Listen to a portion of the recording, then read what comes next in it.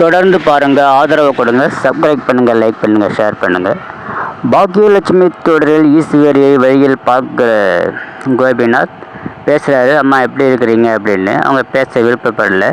நான் குடும்பத்துக்காக எவ்வளோ உழைச்சிருக்கிறேன், எவ்வளோ பாடுபட்டுருக்குறேன், ஏன் என்கிட்ட பேச மாட்டேறீங்க, அந்த பாக்கியா தான் எனக்கு வசதியாக போயிடாளா அப்படின்ற மாதிரிலாம் கேட்குறாரு.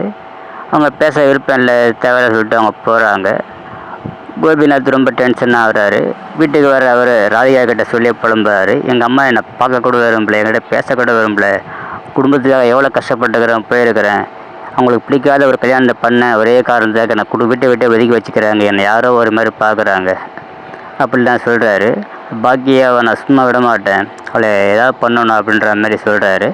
அதுக்கு ராதிகா இதெல்லாம் பண்ண தேவையில்ல, அவங்க எப்படியாவது போகிறாங்க, அவங்க வேலையை அவங்க பார்க்குறாங்க, அவங்க வேலையை நீங்கள் பாருங்கள், நம்மளாம் ஒரு குடும்பம், நீங்கள் நான் மையோ நம்ம குடும்பம், நம்ம வேலையை நம்ம பார்ப்போம், அவங்க விஷயத்தில் நீங்கள் தலையிட வேணாம் அப்படின்றாங்க. கோபிநாத் திரும்ப பாக்கியா எதை பண்ணணுன்ற மாதிரியே பேசிக்கிட்டு இருக்கிறாரு. அப்புறம் ராதிகா சமாதானப்படுத்துகிறாங்க. டீ சாப்பிடலாம் கேட்குறாங்க. இல்லை அதெல்லாம் வேணாம் அப்படின்றாரு. ஆனாலும் கோபி ஏதாவது பண்ணுன்ற மாதிரியே நினச்சிக்கிட்டு இருக்கிறாரு. பாக்கியலட்சுமி ரெஸ்டாரண்ட்டில் வேலைக்கு இருக்கிற ஆளுங்க லீவ் போட்டதுனால ரொம்ப பிஸியாக இருக்கிறாங்க பாக்கியா. அவங்க ஹோட்டலில் வந்து அவங்களும் சப்ளை பண்ணி சர்வே எல்லாம் பண்ணிகிட்ருக்குறாங்க.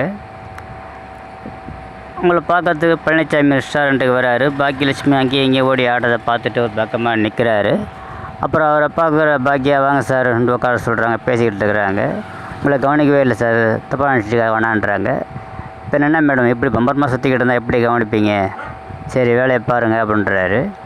பிறகு மேடம் நான் சொல்கிறேன், நீங்கள் தப்பாக நினச்சிக்கக்கூடாது, ஒரு லெவலுக்கு வரைக்கும் தான் ஓடி ஆடணும், ஓடி ஆடி வேலை செய்யணும், அதுக்கப்புறம் உட்காந்த இடத்துலேருந்தே வேலை வாங்கணும் அப்படின்னு சொல்கிறாரு.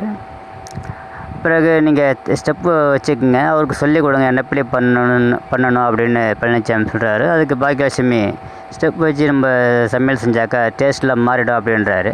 நீங்கள் எப்படி செய்வீங்களோ அப்படி சொல்லிக் கொடுங்க அப்படின்ற மாதிரி அட்வைஸ் பண்ணுறாரு. நானும் யாராவது பார்க்குற இருந்தால் சொல்கிறேன், நீங்களும் விசாரிங்க அப்படின்னு சொல்கிறாரு. காலேஜில் இனியாக அவங்க ஃப்ரெண்டோடு பேசிக்கிட்டு இருக்கிறாங்க. அவங்க ஃப்ரெண்டு கூட படிக்கிற ஒரு பொண்ணு வேகமாக ஓடி வருது.